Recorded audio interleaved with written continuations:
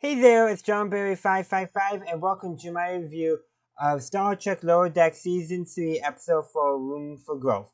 So, this episode is basically, what's going on is two things. One, apparently this is actually the aftermath of a even crazier adventure where basically it's a knockoff of the episode from TNT Mask.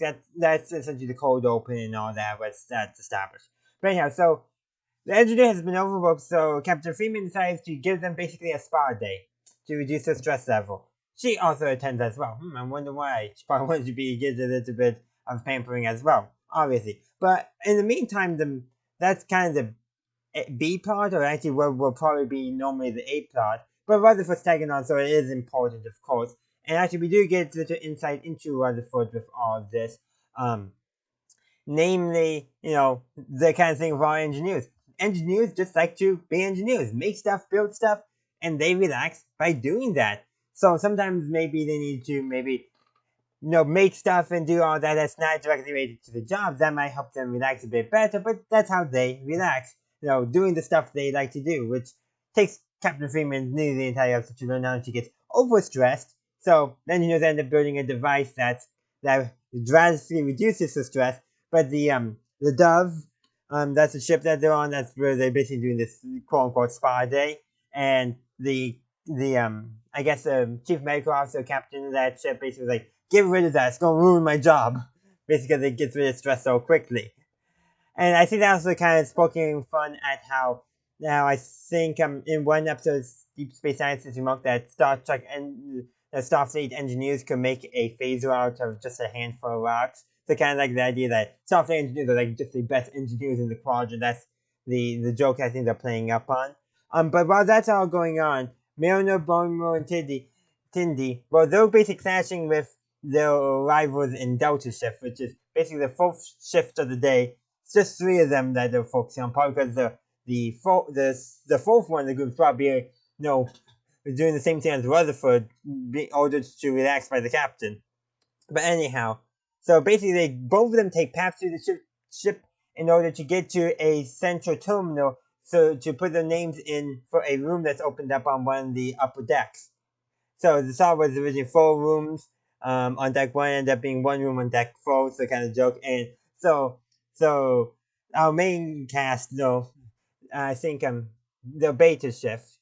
I think that's the shift they're assigned to, but it doesn't really matter because they decided, you know what, we're not going to ruin our friendship by only one of us getting the room. And then Delta Shift, they get the room and they put four beds in there, and everyone's like, why couldn't we have done that?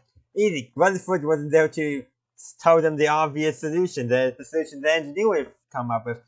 And then that would have solved all the problems. We would have. But also, okay, the thing is, us as the audience, with Milner, like, yeah, we see him as the maverick, as a person who tries to do by her own rules and all that. And here's Daryl Schiff saying that Milner, Boimler, Tendi, their ship is a bunch of moral rule followers. I'm like, have you guys seen Milner? She tries not to follow the rules whenever she can. Granted, while that is actually true, it's more of the regimental rules, the regulations. Like, rather than moral rules and ethical concerns, she's actually taking part of what many of us in the audience would be like, yeah, that's the right choice to make. Starfleet's rules are getting in the way of making the ethical right choice.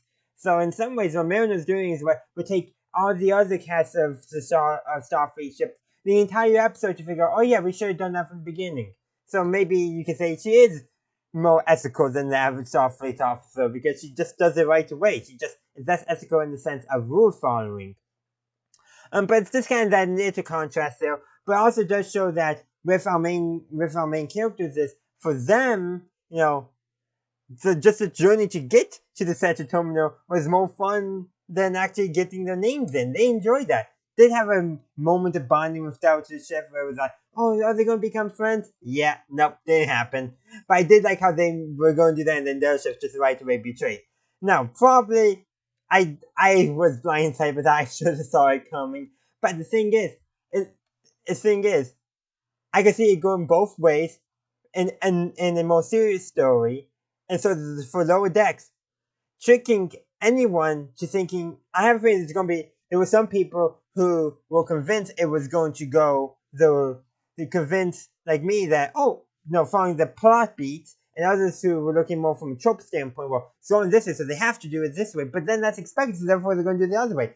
Because there's a kind of human logic going on with breaking down a lot of stuff, check tropes.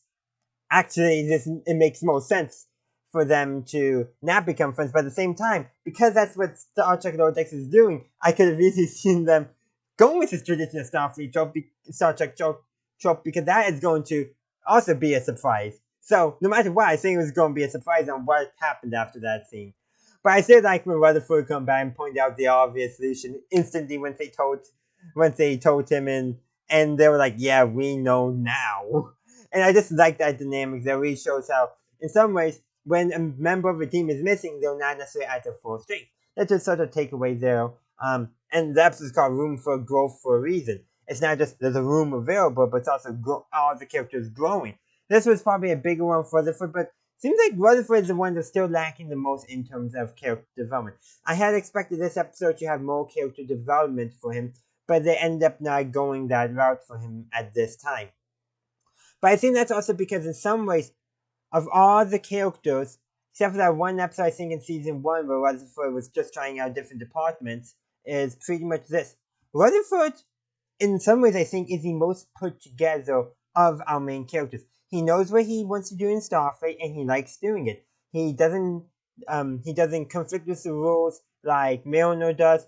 He's not really, he's not attempting to climb the ranks like Boimler, and like Tendi, he isn't, in some ways struggling to find his belonging in Starfleet. He knows why he's there. He's there to be an engineer and fix things and build things and make things. He knows why he's in Starfleet. So in some ways, for him, until we start exploring his implant and why he has it, which I alluded to at the end of season 2, it's not there for he did not actually consent to it or something like that. Again, we don't know quite what's going on with his implant. But until that is addressed, we won't have, I think, we can only show Rutherford's character, or they can only show Rutherford's character. The inciting incident for character development hasn't happened yet in whatever the story that they're telling in the stories that they're telling for Lower Decks.